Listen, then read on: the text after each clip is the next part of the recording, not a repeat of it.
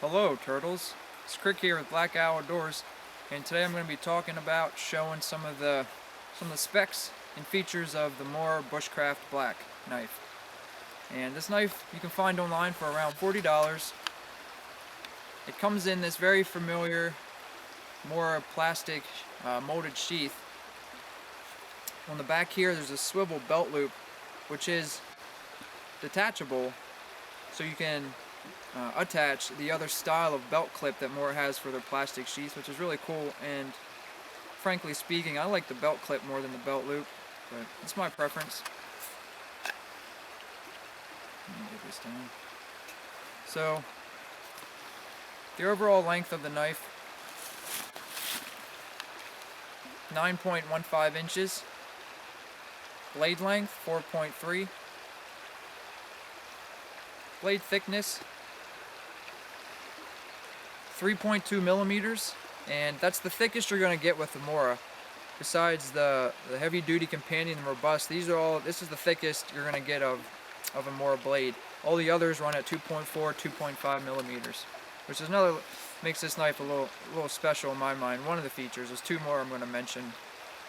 And this is a high carbon steel, which maybe you can't tell by looking at it on camera, but it's black because there's this diamond-like coat finish on it. And to my knowledge, this is the only Mora that has this finish on it. And that's just to protect against corrosion, abrasive types of work, all that good stuff. And it's a Scandi grind. Catch it with the light. Number two in the features that really make this knife stand out, in my opinion, feature-wise, is this the way the spine is ground. It's meant to throw sparks off a ferro rod. Maybe you can't see that, but I'll show you in action real quick. I have this other Swedish piece of equipment here, this Light My Fire Scout fire steel. So yeah, just without any effort, it's just really ground. This is really biting into this without any pressure really on my part. Throwing sparks really nice. And you know, these sparks are over almost 3,000 degrees Celsius, 5,400 degrees Fahrenheit. And because there's a little discoloration on this blade, you can see it from you know, the heat of the spark touching the blade. You can wipe it off with your finger. Back like new. Moving down to the handle, it's this really large handle in my opinion for the Mora knives, which is nice. It's very comfortable. Sticks out of my hand, butt here. Very nice, large. The rubber's plenty enough grip offered with this rubber. Even when it's wet, it feels very comfortable in the hand. And I'm going to show a size comparison. First with the SE4, just to show you similar knives in the similar categories of tasks. That's over here, stay there.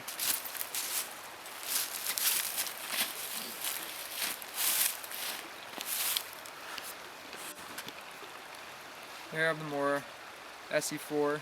The Mora is just a little bit longer, not by much, but just to show the size comparison, you know, it's a 3.2 millimeter thickness, 4.7 for the SE4.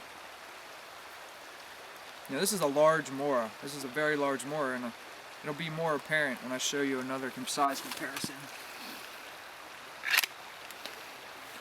Pull out the fire knife by Mora.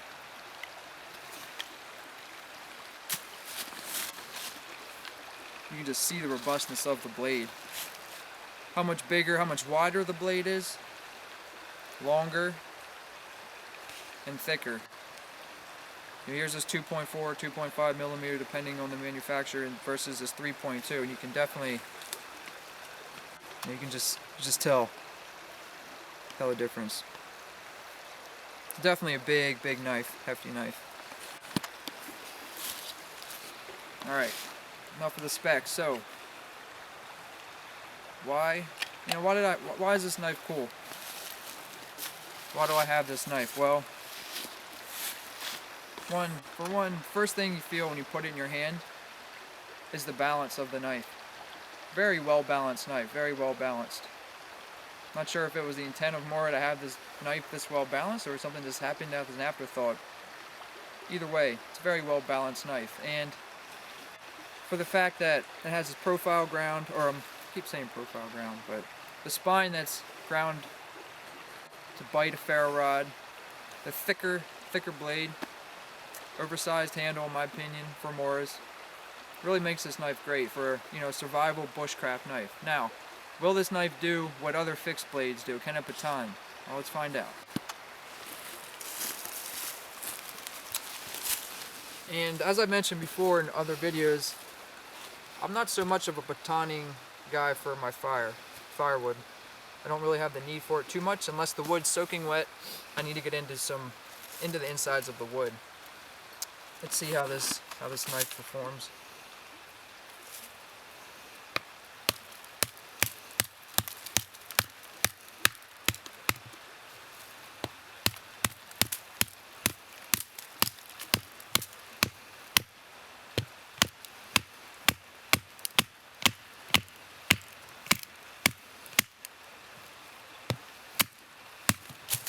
Kind of got it bit in there.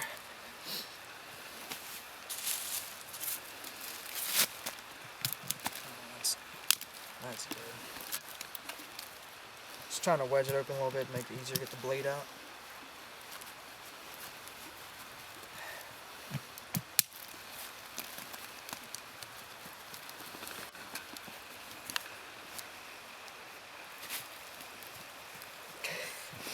Trials and tribulations of batoning, huh? Anyways, you can see it definitely went down. The problem I was doing with this particular baton is this wood's knotty. I ran into some knots. I feel like any knife that I put in there in this angle was going to run into that problem, but the knife definitely felt strong enough. As I was hitting it with the baton. Didn't feel like it was weak. Comfortable in my hand with the grip. So, you know, will this knife do all the tasks, say, of an SE4 that's similar size? In my opinion, yeah. Now, would I have more confidence carrying a full tang knife with me in the backcountry? Absolutely. Will this replace a full tang knife? I still don't know. But for $40, this knife is an absolute bargain, in my opinion. It's the Mora Bushcraft Black. This is Krik signing out with Black Outdoors.